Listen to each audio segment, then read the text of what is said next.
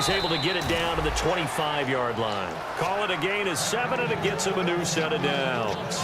And that looked like some pretty easy yardage there right up the gut. And he's a guy that has some height to him. So when you don't have to drop a shoulder or create or get through contact or trash, makes it a lot easier to stay upright, see the field, and make a run as we just saw there. And he went nowhere. He'll lose yardage back to the 29. That's going to go as a loss of 4, and it'll be second down.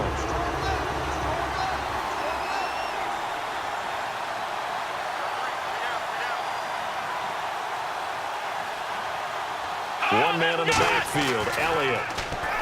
Here's Prescott. He's going to flip that out to the flat. It's complete. And he'll go down here right around the 23-yard line. It's a gain of 5, and it'll be third down. So many times you hear today's NFL described as a space game. Get your best players into space with the football in their hands. That's why sometimes you swing it out to your runner, get him out in the flat, and let him have a chance to make people miss an open field. On third down, it's Prescott. And he's going to drop this off to his fullback. And he's able to get it to the edge of the red zone at the 20-yard line. I wouldn't be surprised to see the next step in utilizing this position is to actually utilize more of a scat back in this spot. Because we saw the catch there, right? He made it. He's a bigger, stronger guy, maybe not quite as elusive as maybe someone else you would put Yeah, didn't get the big yardage there you might out of a smaller back.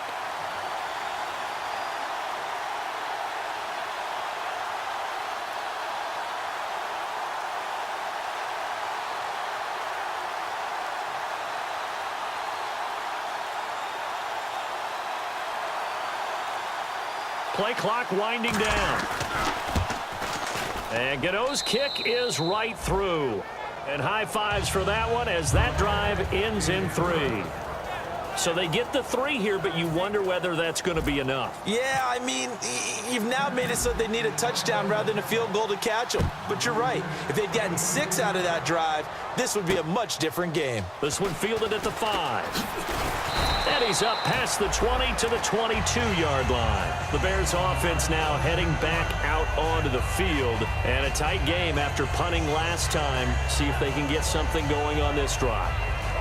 As they head to the field now, with the game this close, you've got to feel there's a sense of urgency for them going on offense right now. But they have to do it without letting panic creep in and affect their play. And leading here late, so a chance for the defense to really close out this game if they can halt the offense. Here we go now.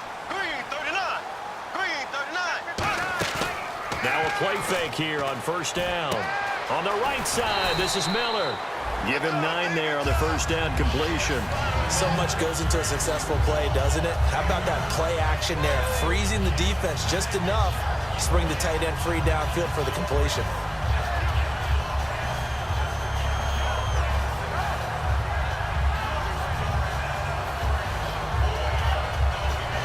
So this offense really needs to make something happen here late in the 4th with the football. Here we go. Green 90. Green 90. 10th carry now for Jeremy Langford. Time for a break. And he's able to take this one up to the 35-yard line. Back with more in the NFC Championship game after this.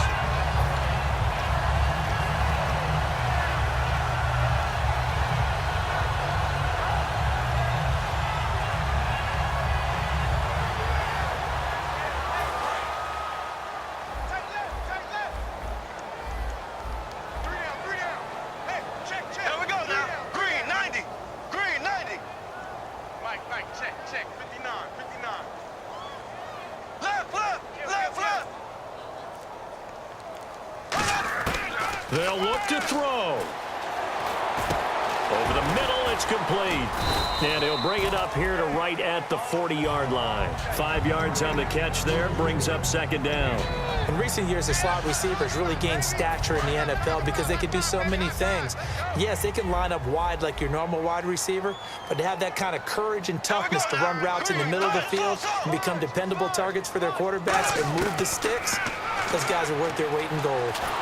Oh, the ball comes out on the hit, but they'll say it's incomplete. Alshon Jeffrey, the intended receiver. Third down here. got to give some credit. They're able to hop up in the air and bat that one away, and that's frustrating for an offensive lineman because the only recourse is when he goes in the air to try and give him some type of a pop or a shove, hoping to bring his arms down. Here we go. Blue 45. Blue 45. He's back to throw. He's going to let it fly. And incomplete. He can't hang on. Would have been a nice catch. Instead, it brings up a fourth down. One thing I know from experience is that when the deep ball is thrown and you're the defender, you've got to fight that little bit of panic that emerges. You've got to play the ball really well. It's a 50-50 jump ball play. And guess what? They took a shot. How are you going to win it? And in this case, they managed to get it done. Back to throw. He's got the hook up to Miller. And he will have the first down as he's brought down up near midfield. Give him 9 on the play, and they're able to pick up the conversion here on fourth down. Green 90. Green 90. Back to throw. And, a crusher there as it's intercepted. A great read, and it's picked off.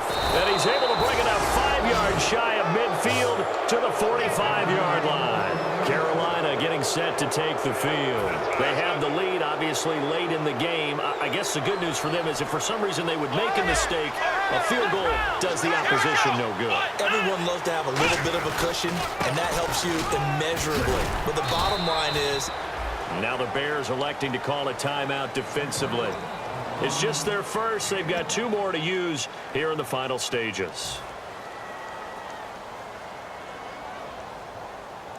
Second down following the run. Check. Come on, let's go. Again, it's Elliott. And he's got some space here. And taking it across midfield and inside the 45. And now the Bears going to signal for another timeout. That'll leave them with just 1 remaining in this fourth quarter of play. We got 3, fellas. We got 3. Here we go. Well, we looked at each other right when he flinched. We knew that that flag was coming. yeah, offsides, easy call, mark off the 5, and keep it moving.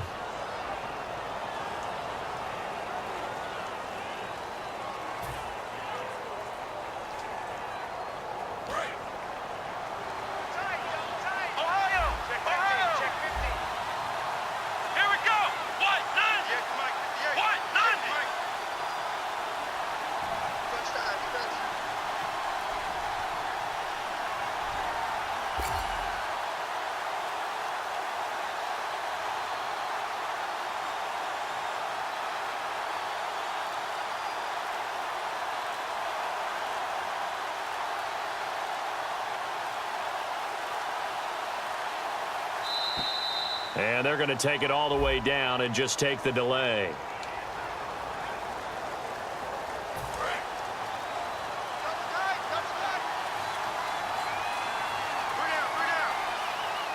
Come on, let's go. Watch 90. Watch